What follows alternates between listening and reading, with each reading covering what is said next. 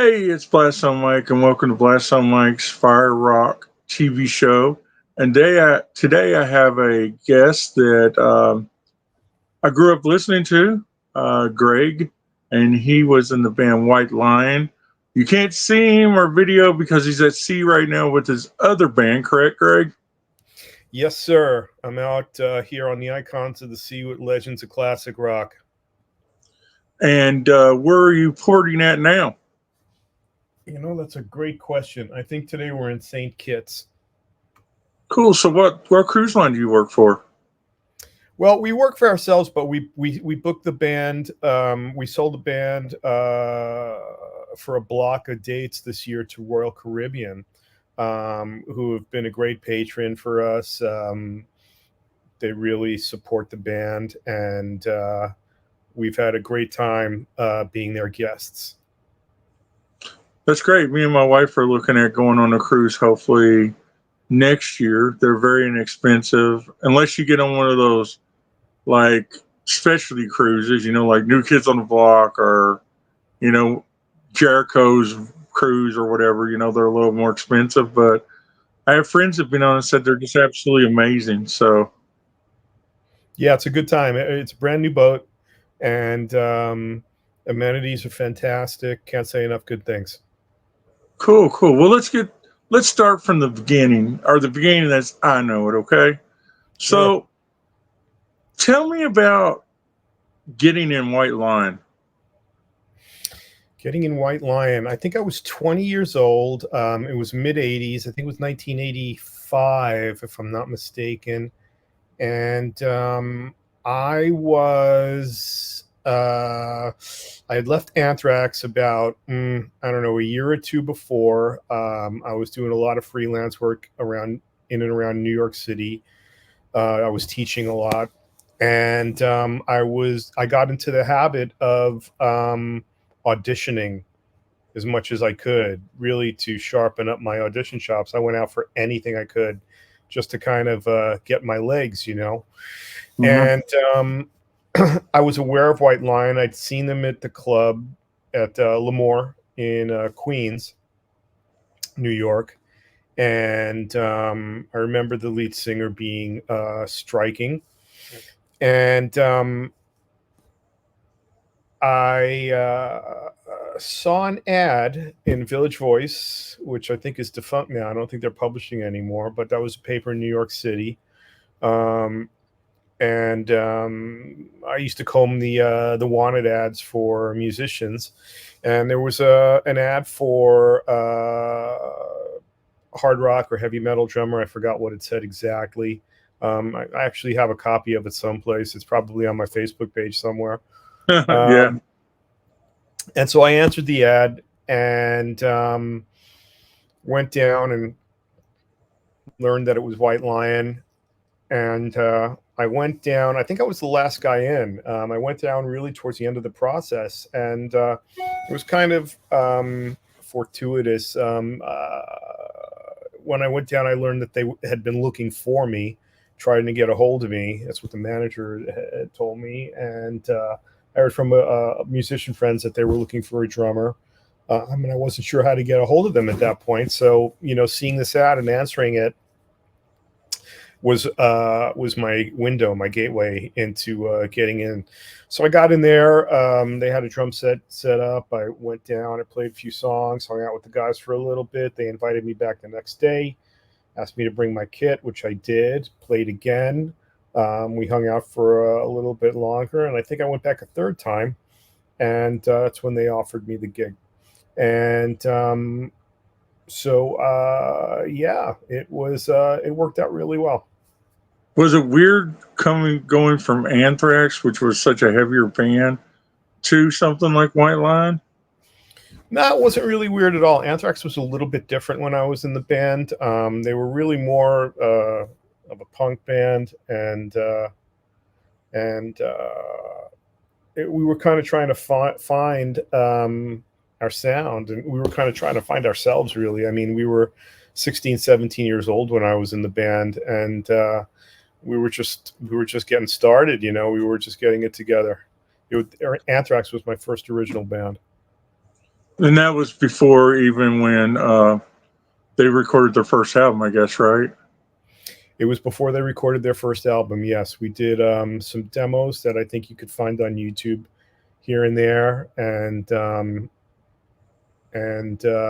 like I said, we were just getting into the process. We did a couple of recordings, one at the studio out on Long Island, and then we did a couple more. I remember doing some demos with Ross the Boss from Manowar, because we had Oh, done yeah, some, yeah. we had done some we had opened for Manowar a few times, and he was a big supporter of the band as well back in the day. And That's probably where yeah, Carl came in, right? Because Carl Kennedy produced the first two Anthrax albums, I do believe, right? yeah, that was after my time. Yeah, I'd say that's how he got in, is because him and Ross are good friends. And Right. then I work for a record label now called FireRock Music Group. I'm the A&R guy, and my boss is best friends with Ross, and Carl's played in his band, Held Hostage, several times. So it's a small Okay. world, man. Small Yes, world. certainly is. Please Uh, send my best to Ross. oh yeah, yeah, yeah. He's I think he just got back from Europe, I do believe. Yeah. Him and with Rhino from Man of War, and Right. Mark Wilkes, who sung with Metal Church. I think we're in that Fantastic. band Fantastic. because Held Hostage has Rhino in the band now. He's their drummer. Hmm. So I just got back from New Jersey. I just played a place you probably played a million times, the Starling Ballroom. Yes, played that place many times with a few different bands. I just got back from seeing Metal Allegiance out there, Yeah. and it was really experienced, man. You know, I'm like, this is a little stage, but man, there's been a lot of people play here. I was like, really just like, wow. But so you get White Line, and has White Line already put out Fight to Survive? I think, or Fight. What was it called? Fight to Survive. Yeah, when I Yeah. joined, White Lion recorded Fight to Survive in 1981 or 1982, something like that, and the record was shelved for a number of years. So it was, when I joined the band, it was only available as a Japanese import, um, and a very creative record guy out of Philadelphia was able to get the rights to the record and released it as a domestic independent record sometime in 1986, I believe, in 1985, 1986, and it did really well. And that, the success of that independent release was key to our moving forward. So you do the next album. It's got When the Children Cry on it, which was a huge hit. Mm. Where does that take you to? Do you remember some of the tours that you went on with White Line because of that album and specifically that song? Well, it was the album really more than anything, because we were already touring when that song hit. But we had been fortunate enough to open for Kiss. They really gave us our first arena tour. Always thankful to Gene and Paul for that. And we supported Aerosmith, AC/DC on that first record. And actually, the first band that we went out with after we recorded the Pride album was Ace Frehley. We supported Ace Wow. Frehley on a theater tour in the Midwest, and that was our first real steady, out for months kind of tour. And then Kiss picked us up. But yeah, then we went out with Ozzy. We went out with Cinderella, and hope I'm not forgetting anybody. But yeah, we were basically gone for a good couple of years there. And then you put out the next album and a big single from Matt's Radar Love, which I was telling you I was watching a minute ago. Yeah. Um, Me, preferably, I like to set that record more than I do Pride. Um, it was one of those things. I like Pride, but I like the next one a lot better. I think it got a little heavier in a way, and I was kind of getting into that sound of music, if that makes sense. Yeah, it does. The heavier songs on that record were a little bit more cohesive, I think. I think our sounds came together a little bit more. Um, and that record's definitely got some great moments. One was the writing on the wall, As far as what?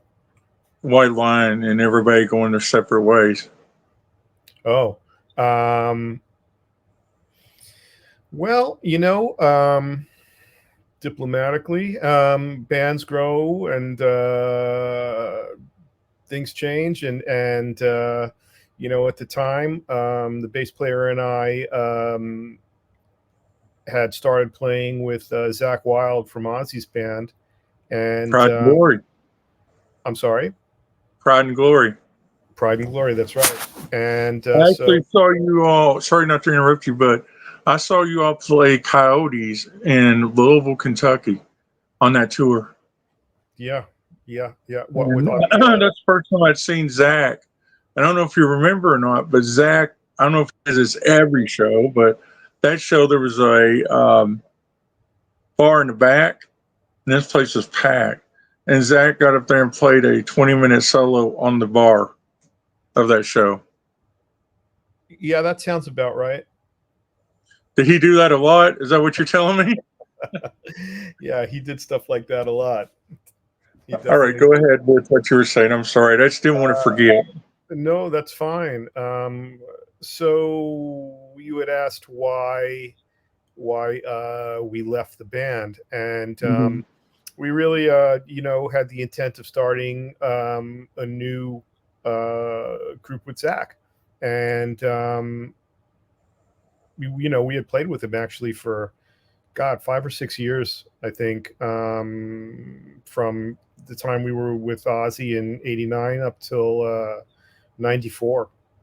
Wow. So we spent a lot of time together. Um, yeah, and that was one of the reasons why White Lion disbanded. Now looking back on it, um, you're doing your thing with the new band we'll talk about in a minute. Sure. James is in Megadeth now. Hmm. Uh, Singer's doing Mike Tramp, doing all the White Lion songs. And of course, Vito's not playing anymore. Um, do you keep in contact with any of the guys at all? Yeah, we still have business together, and we speak directly, infrequently, or through our representation, to address business concerns. I haven't spoken to Vito in a while, but last time I saw him, he was doing well and in good spirits and living his life. It's very much a shame that Vito's not playing anymore, but if what I've heard is the reason, I can understand. So, I mean, that's his personal stuff, so I don't want to get into that. But, I can understand why he doesn't play, but it's such a shame that, he was such a talented guitar player not to play anymore. It's cool to see you and James playing in bands, and do you think there'll ever be a chance White Lion will get back together? Well, I never say never, but I think that at this point, in order, for anything to really happen, I think it's something that I would kind of want Vito to be involved in personally. You know, I don't really see any reason to do it without him, honestly. I get that. The thing I think of is I know you've probably heard the new Extreme album Six, Mhm. and it came out, and it's probably one of the best records to come out. So in the last year, and it's like nobody expected Extreme to come out that massive. The first video got 1 million views in like 24 hours. It was unreal, and I think a band like White Line could do the same thing if you all were to get back together. You're matured, you might be a little heavier, things like that. Perhaps, yeah. We're there's no talk to do anything like that at this point, but like you say, as you go on, you grow and mature, and who knows? That's why So, I never say never. so is this the only band you play in? Tell us about the new band. Well, it's probably not new, but new to me. Tell me about the band you're playing in now. This is it's a quote unquote all star band. It's called Legends of Classic Rock. I have it with my partner Terry Luce from XYZ and Great White, and we have great players with us. We have Chuck Wright from Quiet Riot, and Jason Boylston from Paul Rogers Bad Company, and Eric Ragno from Survivor, and we do corporates. We do performance art centers, basically the same kind of venues that most of the bands of our genre are playing. But we're lucky enough to play songs that everybody knows. We play our own stuff from our own bands, and we play songs that we like. So every song that we play, you're going to know. And that is somewhat, I think, of a unique statement these days. Everybody, you go to see a band and you listen to the hits and you listen to the stuff that weren't necessarily hits, and you have to be a real true fan to know every song in the show. That's not the case with us. When we go out and play, you'll know every song, and we pay homage to bands that we toured with and songs that we like, and it's a fun show. There's a lot of laughing, there's a lot of smiles, and we always have a good time. The crowd always has a good time, and we're lucky to be busy. So it's kind of like raiding the rock vault. Kind of, yeah. Not as serious. Like I say, I Yeah. think we're loose. We have a good time. We have fun. We don't use backing tracks. We go out and crank up the Marshall, hit the drums hard, and play like an old school band. And Cherry's doing Once Bitten too, right? He is, yeah. We do that song. No, I mean he's doing Once Bitten the band, or has he already done that? No, Terry did. As far as I know, he there was a tribute to Jack. God bless Jack. And I don't know if there's any plans for him to do any more of that. I'm not really sure. Yeah, I mean Jack dying recently it was horrible, man. Because now this year we lost Jack, and we also lost the singer of Firehouse earlier, Yes. and those are guys that you played with and probably toured the country with before.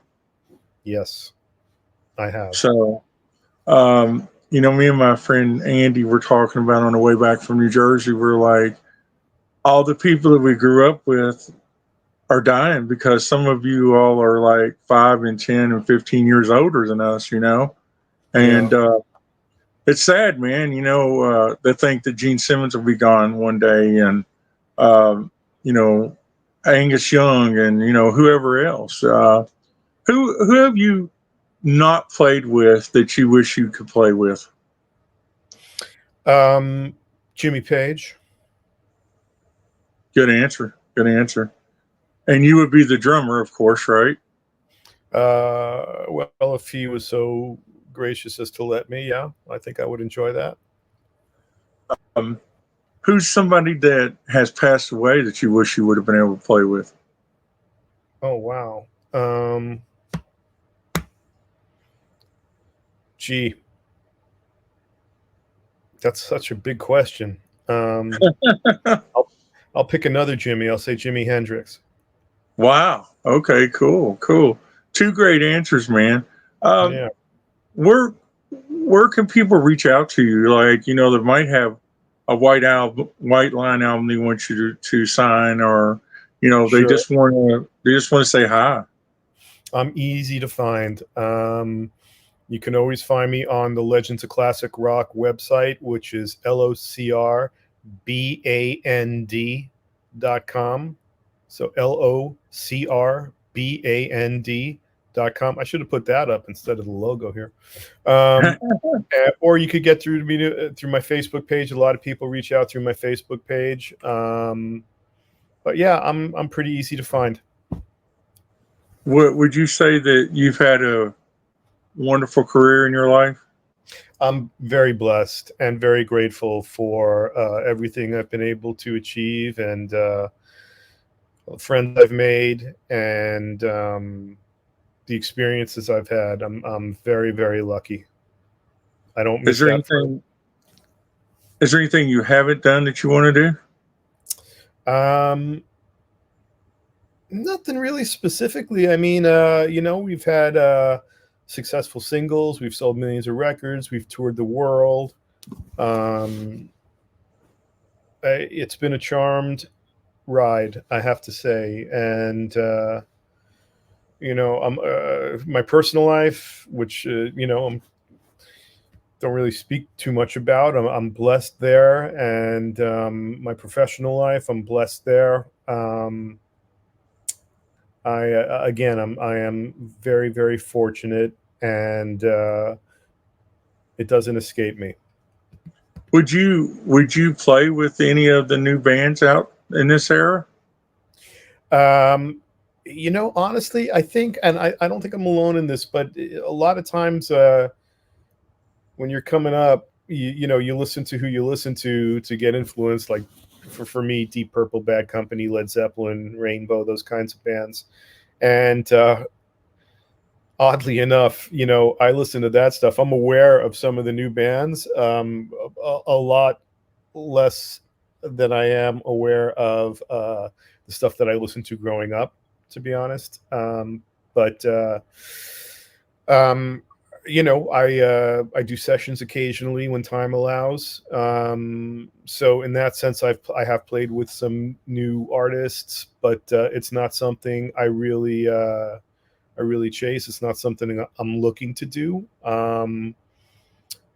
My band keeps me really busy, and I'm fortunate to be in that situation. So I guess I kind of take it as it comes. If it shows up and I like it, and it's something that I think I could add something to, sure. Have you got to see James with Anthrax yet? I mean, with Megadeth yet? I have not. Yeah, Megadeth was in Huntington on Thursday, and I was out of town to Metal Allegiance and hung out with Dave Elson on Friday. So it's kind of weird, Megadeth came close to my hometown, and I left to go to another town, and got to meet Dave and hang out with him. So it Yeah, was kind Dave's of great. weird, man. I saw Dave a couple of years ago at NAMM, and we got to catch up. Hadn't seen each other in a while. It was good to see him. Super guy. Hopefully, I'll be out there this year. My boss usually plays the heavy metal music awards that's out there, and he also plays every year at NAMM with Metal Allegiance. So hopefully, I'll be out there this year, and maybe we can say hi or something. Fantastic. It's been great talking to you, Greg. I appreciate your time, and I hope you have a wonderful trip back and forth and all that. Mike, thanks for reaching out, man. It's great to speak with you.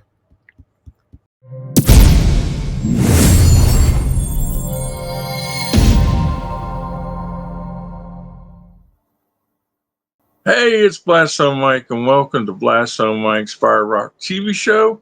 I hope you enjoyed the first season of the show. We are now into getting the second season going, and my first guest is Brian. And me and Brian have known each other at least 30 years, haven't we? Yes, we have. And ironically, he was in New Jersey at the Metal Legion show that we came up from Kentucky, and I didn't even know he was there. Yep, I was in the photo pit with, one of my workers from Rock Eyez, Bill DeMille. Then I was with Frank White and another Frank from Metal Noise, and enjoyed myself. Had a good time. Yeah, we had a great time too. We came up on Thursday, and then I'd never met Tom before, and the story. Tom hired me as the A&R guy for the record label without even meeting me personally. And Wow. then so that's the first time we have met. And I've worked for the company a year and 2 months now, signed 12 bands. Uh, you know, it's wild, Brian. When we look back on our lives, me and you are about the same age. We look back on our lives, and you think about how you come full circle. Right. Yeah. What was the first, I guess, interview or whatever you want to call it that made you come full circle with what you've done in your life? I think that the first one would probably be Richie Scarlett. So and we're still good friends to this day. He has a new album coming out and new video. Yeah, he was open arms to me after seeing a couple of shows. He invited me in the studio with him, and I did interviews, and I still do interviews every once in a while with him when he got new stuff coming out. So Richie Scarlett. Cool. Mine's got to be probably Lonnie Vincent, Cool. because I remember being very young, probably 19. I might have been 21. I can't remember, but Bullet Boys come to Toy Tiger in Louisville, Right. and we got to interview with Lonnie Vincent. And 25 years later, I interviewed Lonnie Vincent, and it was a full circle moment. It was like, wow. I mean, I've been doing this forever, and Yeah. and sometimes you don't get all the prestige as you think you should for the things you do. You know what I mean? Right. Yeah. Um, do you remember your first interview? Yeah, I do. Plus, it probably was in the studio with Richie, and also Richie was part of Ace Frehley at the time, so I got to hang a little bit with Ace Frehley and John Regan and Todd Howarth and all them guys from Frehley's Comet. Wow, So, that's unbelievable. Yeah, but don't forget, back then it was mostly there was no Zoom, there was no StreamYard, everything was in print.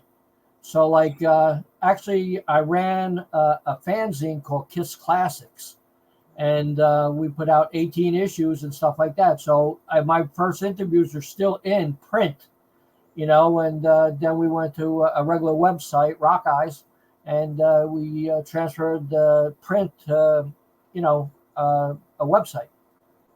Yeah, it wasn't fun back in the day because you had a little recorder about that big, Yeah. and you had to turn that thing on, and if you missed it and it didn't record or the tape messed up, you were screwed. There was no other alternative. And then video came in, and we started using video cameras on a low sense, and then email was the big thing. You just send them the questions, and then now it's ironically a lot of bands still like doing email compared to video. I won't do email no more. Me either. I don't do email either, but I'm just saying, a lot of bands like email, and when video came in, man, I thought I was shitting high cotton then. Yeah. It was just I only do streaming now. No more. I've been asked lately too to do an email, and I turned it down. So I just won't do it no more. Some of the older guys don't know how to do the video. That's the problem. Yeah, that came up last week too. So I go. You want to do this, and I don't know how. Right, and then the label contacted me, and I said, well, he told me you don't know how. He said, I'll take care of it, and he did. He took care of it. So I got an interview this week with the guy. He was the bass player, Steve O'Jane from Angel.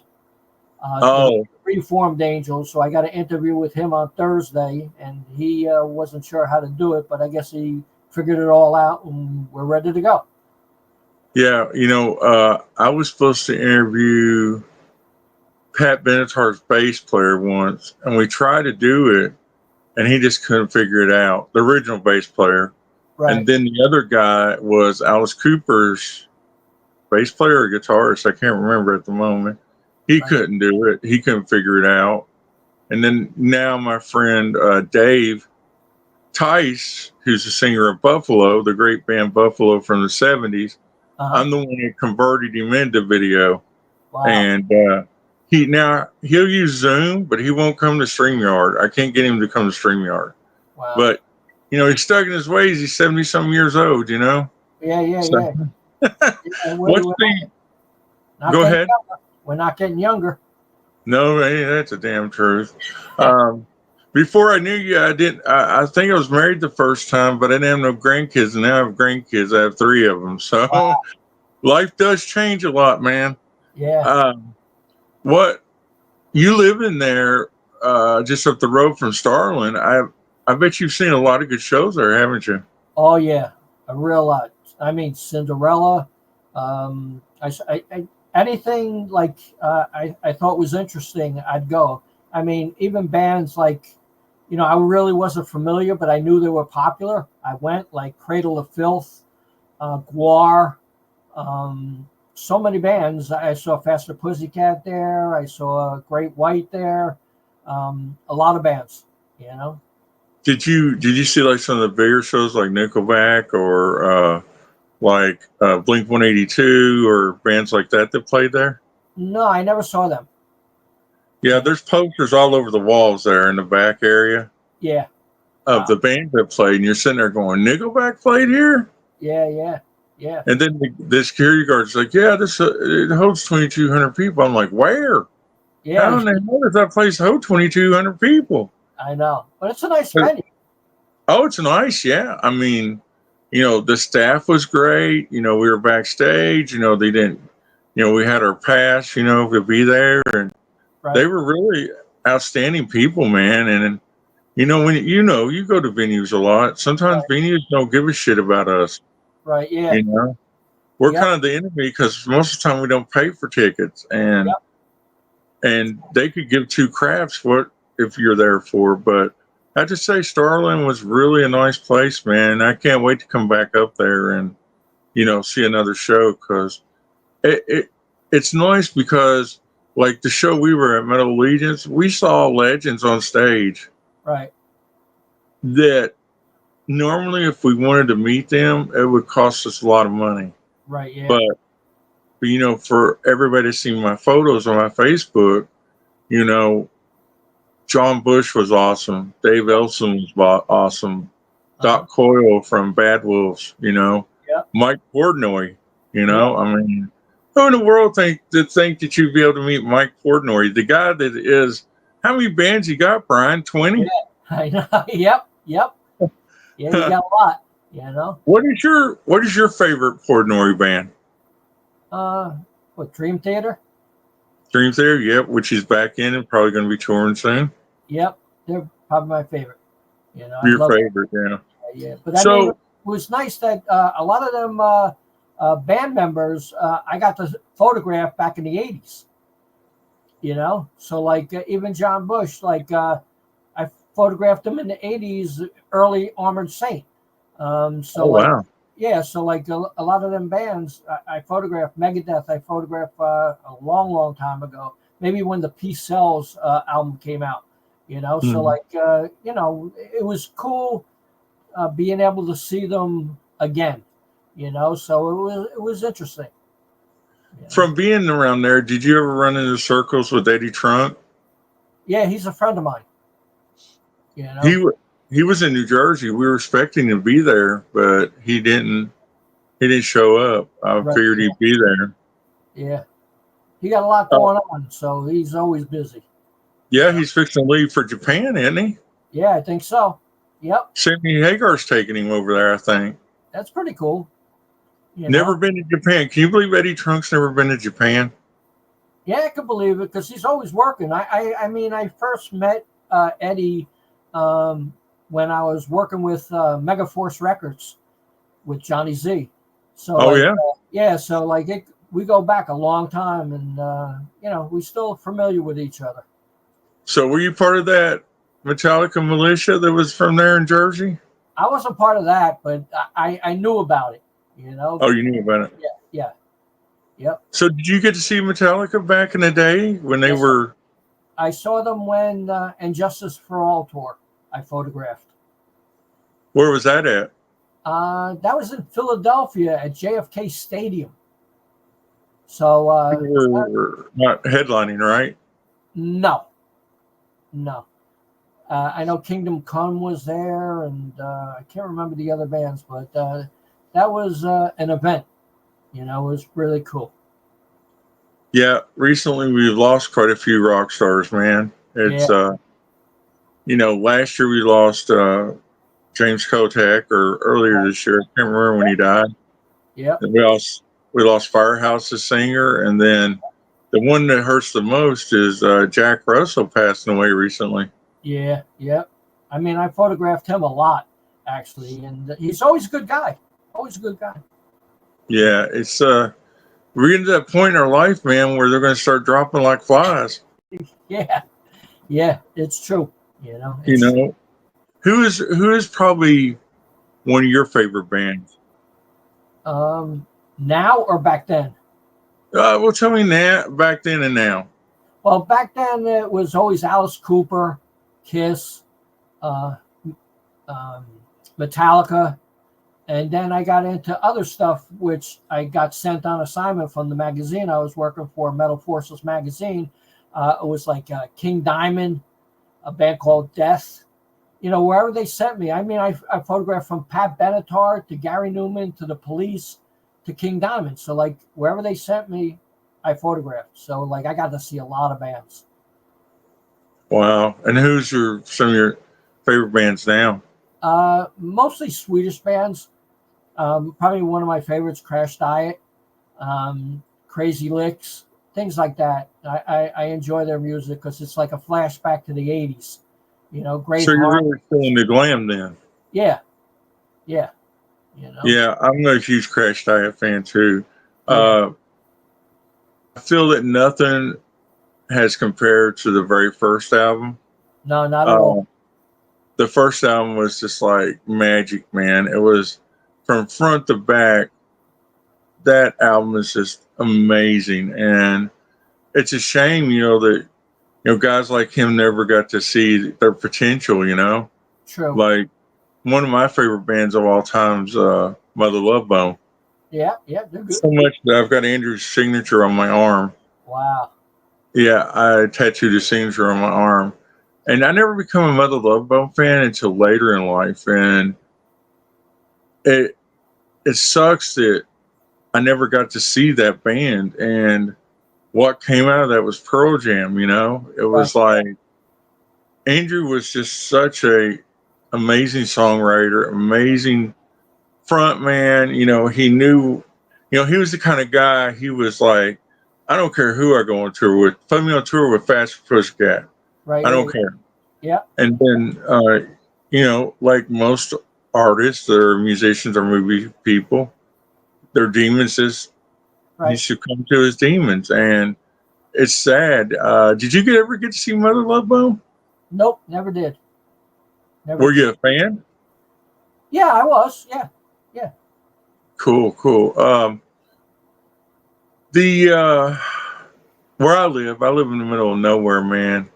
Where you live, I would have loved to have grown up there because you had New York City like 30 miles from you. Philadelphia wasn't that far from you. Yeah, It was a hotbed because you being an 80s fan, I mean, you got to see everybody. You got to see Bon Jovi before they were big, probably. You got, you know, didn't Skid Row come out of that? oh yeah, I got to photograph Skid Row's first show the day after they got signed. Oh, wow. Yeah, they played a place called the Brook Theater in New Jersey. It was fantastic, fantastic. Yeah. Brittany Fox came out of that Yeah, place. Poison, which was Paris at the time. yep, Did you ever get yep. to see Paris? Nope, nope. But I got to see Poison. There's so many bands, like I said, I photographed. I mean, the Cat Club in New York City was a fantastic venue, and L'Amour's, that was another fantastic place. Limelight. I mean, I got to see from Pretty Boy Floyd, a band called Hitman. Um, Vinnie Vincent Invasion, all them bands I got to see. And I got to see Kiss too at the Stone Pony when they played. Was that on the Revenge tour or the makeup tours? That was actually a benefit show. They weren't, it wasn't advertised or nothing. You just got to get lucky or know somebody who knew about it. So that was a special show. Eric Carr was the drummer at the time. Oh wow, you got to see Eric Carr. That's amazing. Right? Yeah. Yep. Do you like the non-makeup years at all of Kiss? Not really. Not really. I thought they lost something by that. Did you not like Revenge at all? It was okay, but I mean, it wasn't one of my favorite Kiss albums. Definitely Rock and Roll Over was probably my favorite. I was a Dress to Kill kind of guy. I like that. That's a great album too. Yep. But for all of it, I traded all in for Revenge. Yeah. I love Revenge. But see, we grew in two different worlds though. You grew up in a world where you could go see Kiss. Right. Because you were in the area. How many times did you see Kiss? 25, 30. See, I only seen them once. And it was on the Right to Rock tour or whatever it was called, or Rock America tour with the Dead Daisies. Right, yeah.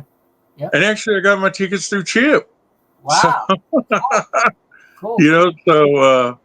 But it's funny that you were talking about Chip because we've both known him for a long time. Right, yeah. Yep. He's one of the good guys. He's for sure one of the good guys, if he can help you, he does. And very much. And if you're loyal, he's loyal to you too, and stuff. So, how can people reach out to you, like bands or anybody that wants you to take photography? You don't just do band photography? Do you do other photography too? Yeah, I do everything, anything. I do it all, whatever. Texture, flowers from rock and roll, anything. I do it all. So how can people reach out to you, and where's Rock Eyez now and all that kind of stuff? Rock Eyez, we got Rock Eyez YouTube channel. It's ROCKEYEZ. Rock Eyez YouTube channel. And you can catch me at Facebook. My name, Brian Rademacher, on Facebook. And also, all the platforms. I'm on the same thing. And I think when I first started Blastzone Online, you were letting me use some of your interviews. And I remember one interview that is on there, I think still on there today, is the one you did with Dave Williams. Right, yeah. Yep. From Drowning Pool. And I saw Drowning Pool's last show. I was at the show in Indiana, and he passed away that night. Yeah. And it was rough, man, seeing that show and then finding out he passed away the following that night or morning. Right. What a band that was on a trajectory to take over the world. Yeah. Yep. They were really good. I think that if he would have been alive, they would have been a lot bigger. Yeah, I'm sure they would have been. Because he had so much. He was a great front man. Right. Before I let you go, though, let me ask you about this. What do you think about Manson and the new? I don't know if you've seen him live, but maybe you've seen him on YouTube. What do you think about the new songs and stuff? They're okay. They're pretty good, actually. I enjoyed it. Have you seen him live yet? Not yet. Nope. I had chances. I just didn't go. Just didn't go? No, I didn't go because I had things to do and stuff like that. So, I just couldn't make it. I think it's great that, through everything he went through, that he didn't take himself out. Yeah. Yep. True. Through it all, he got clean and he's sober and he's not doing drugs and he looks good. He sounds good. The new songs that are coming out are amazing. I'm glad that in a culture that we live in, that he wasn't canceled. Right. Yeah. I watched some of the videos. They look pretty good. That one video is pretty crazy, man. Yeah. Yep. But I understand the concept. He's breaking out of a cocoon and he's born again and new, you know, Yeah. Yep. Cool. and stuff. But anyway, man, it's been great talking to you, and I appreciate everything you do. I hope Thank everybody else appreciates it. And hopefully, when I come back to New Jersey, I get to hang out with you for at least a minute. Yeah, definitely. We'll hook up.